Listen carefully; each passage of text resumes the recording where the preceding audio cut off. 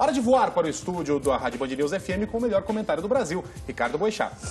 Luiz Megali, na companhia hoje do Mauro Soares, da Renata Saporito, da Laura Ferreira, a equipe do Café com Jornal, briosa equipe do Café com Jornal. Minha gente, eu tenho aqui 3 assuntos que eu quero ver se dá tempo da gente comentar em poucos minutos.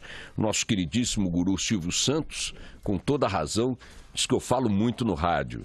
Eu vou tentar falar cada vez menos para ver se o Silvio Santos me dá ano que vem outro prêmio, que eu fiquei muito orgulhoso de ganhar um prêmio esse ano do SBT. Quero ver se eu ganho do ano que vem atendendo essa crítica do nosso guru Silvio Santos. Fala menos, Boechat. Então vamos lá, 3 assuntos aqui. O primeiro deles está nas manchetes. O ministro Zavascki, do Supremo Tribunal Federal, mandou devolver para o juiz Sérgio Moro, portanto, para a primeira instância federal, lá em Curitiba, aqueles processos relacionados ao ex-presidente Lula. Ou seja, o tão temido encontro de Lula com Sérgio Moro já tem data marcada, hora marcada, praça marcada. Lula vai ter que se ver, se entender com o rigorosíssimo juiz que comanda a Operação Lava Jato, sem regalias, sem foro privilegiado nem nada, como se tentou fazer naquela manobra para levá-lo para a Casa Civil da Presidência da República, na agonia do governo Dilma, antes do processo de impeachment ser admitido na Câmara dos Deputados. Lula coordenaria negociações para evitar esse desfecho, acabou não sendo levado para a Casa Civil, mas foi levado para um hotel, onde também tentou fazer essa coordenação e fracassou. Deixa eu dar bom dia para o Eduardo Barão. Bom dia, Barão. Boechat. Muito bem. Agora, como esse processo vai andar, não sabemos, mas é muito provável que o juiz Moro aplique a Lula os rigores que costuma aplicar a outros investigados da Operação Lava Jato, e sabemos que o juiz tem caneta pesada e caneta cheia. Muito provavelmente essa decisão do ministro Zavascki agrega preocupações ao comando petista, ao próprio Lula e aos seus advogados. O importante, no meu entendimento ali, é uma questão que já não tem efeito prático, mas vale para fins de reflexão. Vocês lembram que aquele caso da conversa do Lula com a presidente Dilma, numa gravação que foi tornada pública pelo juiz Moro, causou muita polêmica à época, e eu disse, olha, isso não vai contribuir em nada para o andamento da operação em si. Acho que foi mais munição para quem critica a operação do que para quem a apoia. E agora Zavascki reconheceu que, de fato, o uso da gravação foi indevido. Não só o seu uso, mas como a gravação em si, que ocorreu de acordo com o ministro, como já se sabia desde aquela época, fora do horário autorizado para a escuta telefônica, para o grampo telefônico que se fazia no telefone do ex-presidente Lula. A presidente Dilma, no exercício da presidência da República, teve uma conversa telefônica exposta, o que é de todo indevido, especialmente quando não se tem cobertura legal para isso. Foi o que o ministro Zavascki agora entendeu, a meu ver, correta e tardiamente. Não tem nenhuma consequência prática a esta altura do campeonato, mas vale para que a gente que se posicionou de uma forma ou de outra diante desse fato à época, reflita sobre esta posição. A segunda questão, ainda relacionada ao Supremo Tribunal Federal, e esta gravíssima, peço aqui aos nossos ouvintes que fiquem atentos, é o seguinte: muita gente nesta era da internet acha que produz consequências concretas fazendo mobilizações eletrônicas. Então eu, Barão, Felipe Bueno, Megali, mais meia dúzia de colegas, chegamos a uma determinada conclusão, colocamos nossas opiniões na rede social, na internet, nos nossos blogs, nas nossas twitters, etc. e tal, ganhamos lá algumas adesões, eventualmente fazemos alguns abaixo-assinados eletrônicos e imaginamos que cumprimos nossa nobre tarefa de nos mobilizarmos pelas causas que abraçamos.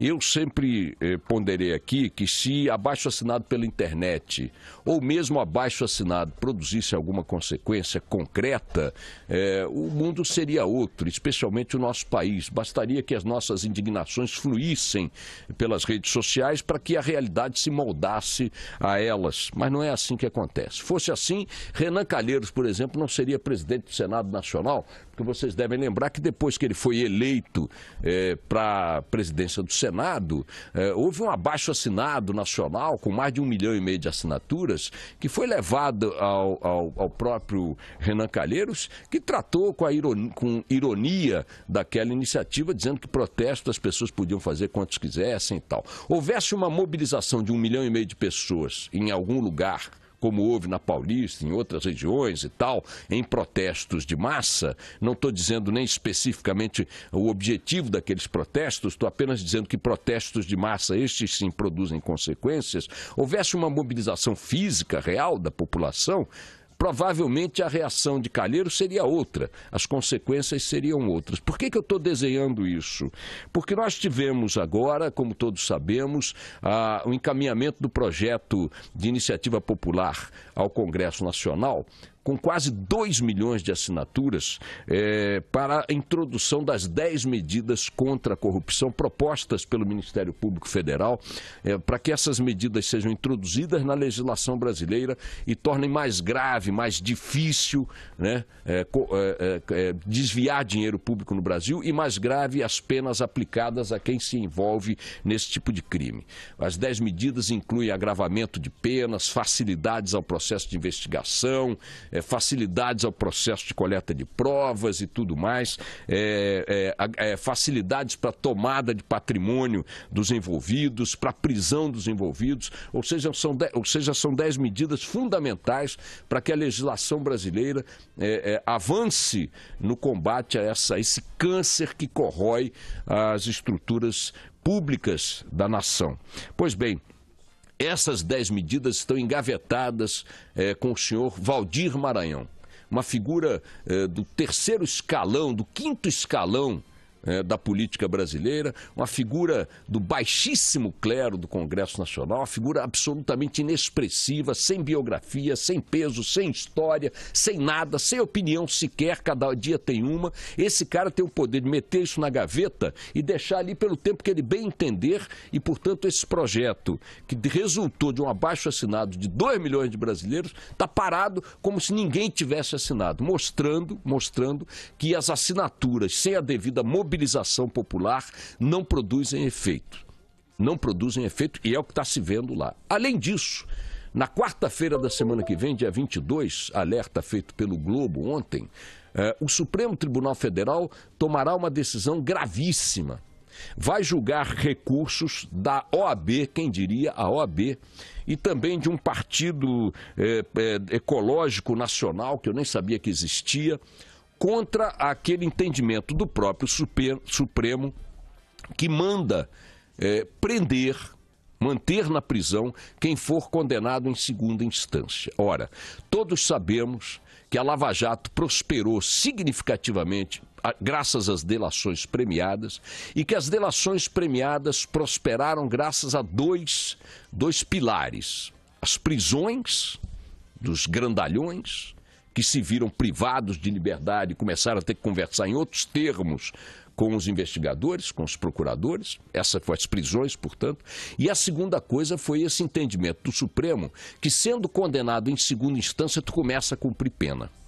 Até então, até esse entendimento, se era condenado na primeira instância, recorria, era condenado na segunda instância, recorria, e vai para lá, e vem para cá, embarga disso, vai daquilo, levava 15, 20, como leva até hoje, 20 anos, 15 anos para tomar uma decisão judicial, fazendo com que muitos crimes que estão sendo julgados caduquem, prescrevam, e deixando a impunidade prevalecer na maioria deles. Pois bem, o Supremo foi lá e disse não. Então, a partir da segunda condenação, vai para a cadeia. Continua recorrendo à terceira instância, preso. E aí, diante desse pavor que todos vimos aí nessas gravações do Sérgio Machado, vocês viram que nas conspirações colocadas pelos grandalhões do PMDB nesses dias, são apenas as mais recentes, porque envolvem de outros partidos, qual é o pânico deles?